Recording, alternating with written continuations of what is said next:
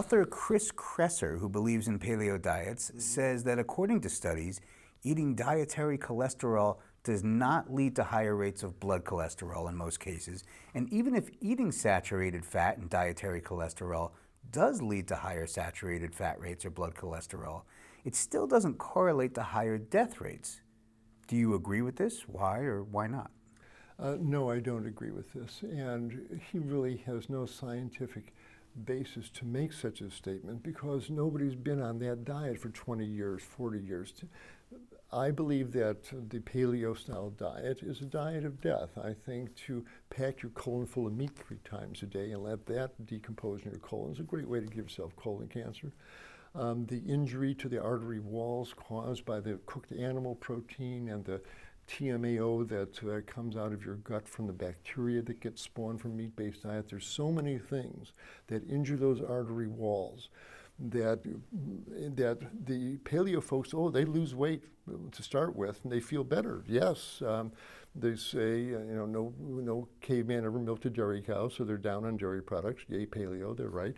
They say no caveman ever squeezed the fat out of olives, so they're down on oils. Yay, paleo, they're right.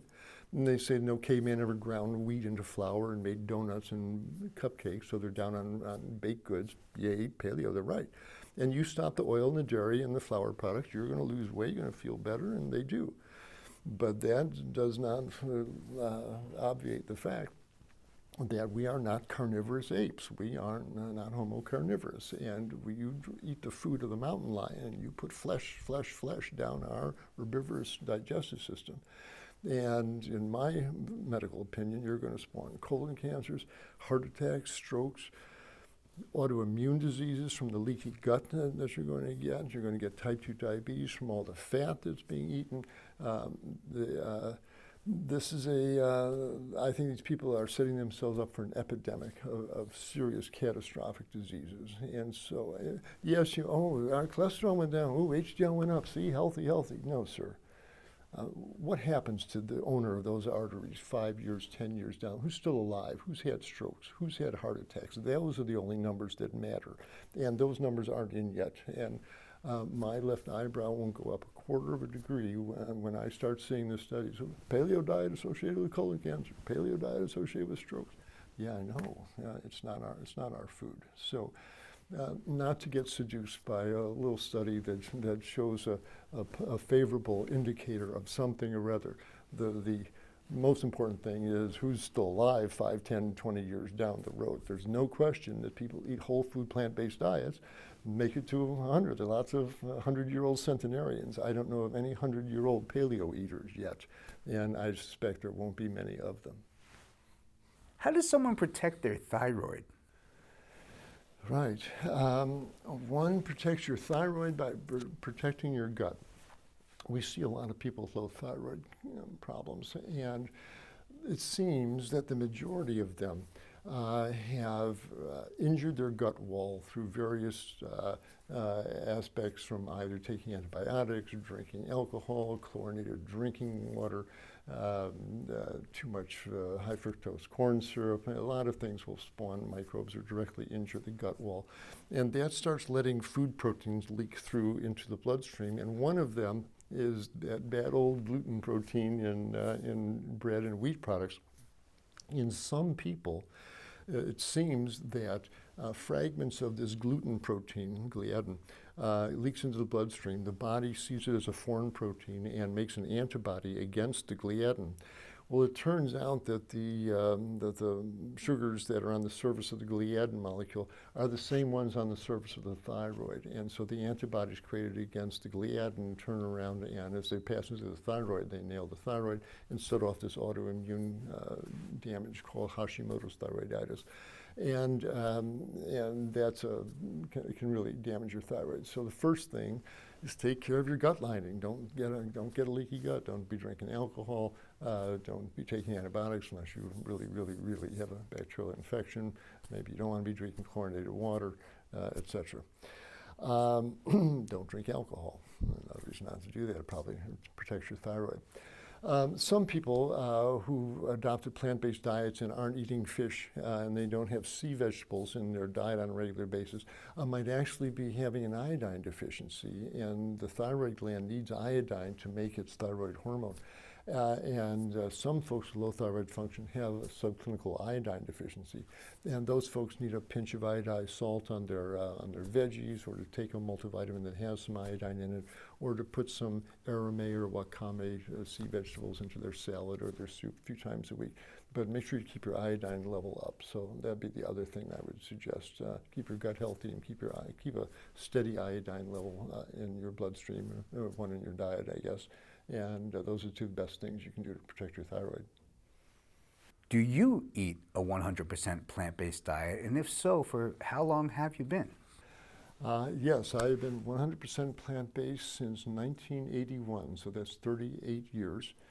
And I did it largely because I know the cruelty involved in putting that hamburger or that salmon steak on the plate. And as one who holds all life in reverence, I did a lot of my growing up on my uncle's dairy farm in northern Wisconsin, and I chopped the heads off chickens, and I saw the cows shot in the head when they stopped giving milk. And I know the cruelty involved in meat production, and I just can't pay for that, knowing the cries of that mother calf, or mother cow is going to have their calf taken away to keep that milk flowing. I just can't be part of that. But also knowing what I know about the body, I just don't want to put that animal flesh and sugars and butter and oils through my bloodstream. It feels so good to wake up in a nice, lean, light, healthy body. I'm 72 years old. I feel like I was when I was 35, and I'm not on any medications. I feel like a normal, healthy human being. I've got decades to go, I hope. So I don't want to endanger that for any reason, and I know that there's nothing in animal flesh or dairy products that are going to make me feel better, that's for sure, and a whole lot is going to make me feel worse. What advice do you have from all the research you've done on the best way to deal with memory issues and memory loss? Oh my. First of all, regarding memory, I'm beginning to think that we're being overly hard on ourselves, and just due to the ancient, spectacular wiring we have in our brain and the modern life we're living. In other words, back in our Paleolithic ancestors' time, the only thing you had to remember is that the cave was over there, the stream was down there, and the saber-toothed tiger lived over there. And that's about the only thing you really needed to keep going in your head all day, and nobody had much problem with that. Nowadays, we have this tsunami of data and information that is flowing at us from the minute that alarm clock goes off, and the decisions we have to make, and not only the amount of information, but the speed at which they come in, and the poor quality of the memory trace. In other words, you're walking in the door, and you're suddenly hit the music assaults your ears. Your wife calls your name. The dog runs up, grabs your leg, and where did I put the car? You don't notice where you put the car key. But the next morning, where's the car key? Gee, am I losing my mind? I don't remember. Well, it wasn't a good memory trace to begin with. And so I'm not surprised it doesn't stick. And finally, as we're learning about this spectacularly complex mind and brain we have, it turns out the brain has a very active forgetting utility. We actively forget things. I mean, you don't want to remember everybody's face on the bus or every left-hand turn you made to get to Walmart. You actively forget these things. Every license plate you see in front of you when you're stuck in traffic, you want to remember that. And so the brain actively forgets these things. Well, there's a good chance in this hyper everything world we're in that our memory forgetting, our deleting utility is going pretty much full blast, and it may not be 100% accurate, and we may well actively forget things. And then the memory trace isn't there we need it. Oh, I'm developing Alzheimer's. No, you're just living a high pressure, crazy life with all this information, and you're only processing about 95% of it, and 5% goes past you, and now you think you got Alzheimer's. So a lot of the worry that people generate probably is modern life. It's not that you're developing memory loss. That said, every neuron is precious, and I think every alcoholic drink you take, every bad night's sleep you get, every argument with the boss or your spouse, every candy bar, everything that all the little cheats and assaults that we inflict on ourselves, doesn't do a great thing. It probably costs you a couple of neurons and a couple of synaptic connections. And those accumulate over the years, and then you wind up at 70, you can't remember where the car keys are. And so, not that they can't come back, we are now understanding that the brain has stem cells like everything else in the body, and we are able to regenerate significant amounts of neural activity. But the folks who truly do wind up with dementia, it's not a random event. It's probably how they were treating that brain for the previous 60, 70 years, what they were running through the blood going through those nerve cells, and it probably wasn't a good fuel mixture. And so we're meant to eat rice and beans and fruits and vegetables and all sorts of whole plant foods. Run that through your brain for 100 years, and you'll probably wind up with a pretty sharp mentation skill. What you see as the importance of the Real Truth About Health conference? When I first was invited to address Real Truth About Health conference, I was a little taken aback by the in-your-face quality of the title of the conference. And anyone who says they have the real truth about anything makes me a little, oh, really? But when I came here and I saw the purity of the intent in both Steve Shore's heart and the participants here who really want to get some truth out, they know something's not right. Certainly just looking at our fellow citizens, but also what we see on the media, what we get from our doctor, which often is not of the highest quality advice when it comes to nutrition.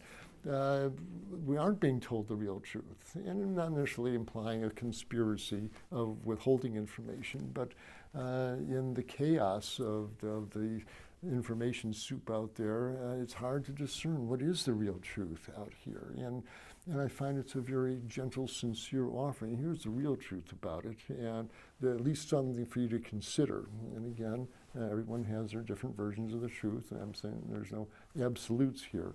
But it's a good-hearted attempt to make people think, to bring information to their awareness that they probably had no idea existed. I always learn something new here.